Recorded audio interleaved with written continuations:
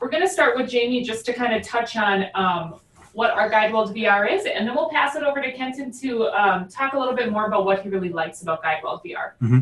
Yeah, one of the things that, again, one of the great things about guideWELD VR is that as a product manager, I'm out talking to instructors, I'm talking to the educators, I'm talking to CT directors, I'm talking to administrators, and ask them, what do you need? What are your pain points? And so what we are able to do is always try to include those needs into our products, and guideWELD VR is no different. In this case, one of the things that a lot of two things that have come up a lot is, one, and kind of talking about our being able to create your own WPSs, being able to create your own welds that your community might be doing. We have schools who say, just down the road, we have welding jobs open, but I want my students to be able to get those welding jobs. We want to practice those same types of welds. So they can put into the guideWELD VR the exact parameters they need to, and then when those students are doing those welds, it's like, yep, this is what so-and-so company down the road is doing, and they can start saying, oh, well, maybe I want to work there. That's, and so it ties in that career interest there.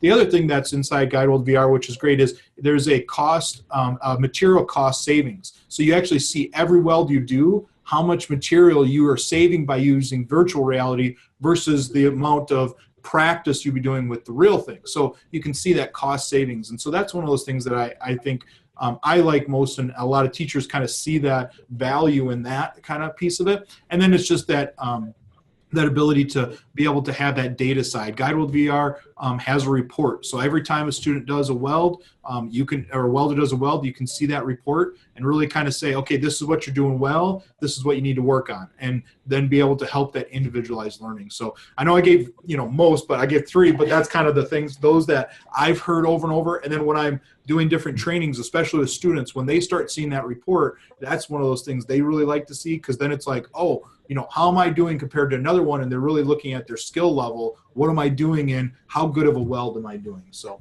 that's kind of what I would say. Yeah, and like you were saying, that's one way, for an educator, having that part where it does calculate. I was able to go and figure out, okay, this is what I paid for the steel. If I had them do, these joints, this is what it costs per joint. So I was able to see, each class, by the time they were done with the 9, modules, and it counts every attempt that they do, whether if they pass it or fail it. So, there was some of my classes, if they were out in the shop, they would have burned through $800 worth of, material. And that's not even including the gas and wire, nozzles and tips that they would have burned through, learning how to do it on, the live thing as well. So, it definitely helps educators, kind of justify the cost for it, in terms of, hey, down the road, this is saving us money.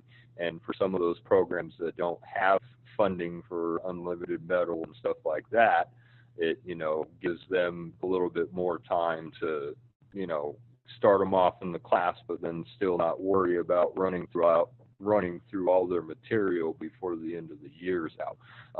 Another thing I do like, or I noticed with my kids, especially with this generation, they are really tech gamer savvy, and so a lot of them look at it as a welding game, so it kind of grabs their attention a little bit more.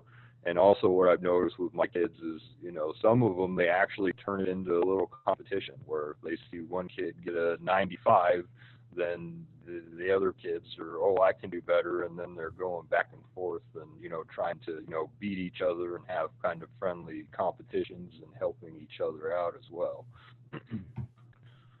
Mm-hmm. I've seen that. Great. To hit on what you just talked about with cost savings, either Jamie or Kenton could answer this. We got a question. How much on average do you think a class saves by using a guideWELD VR? That's a good question. So you got to think about it for a while, Kenton, or do you want to take it, or should I? I mean, just this year, so I have 4 beginning classes. Each class has anywhere from 28 to 32 kids in it per class.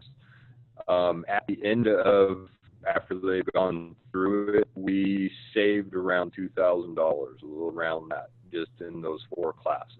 Wow. And you know, $2,000 can buy a lot of steel.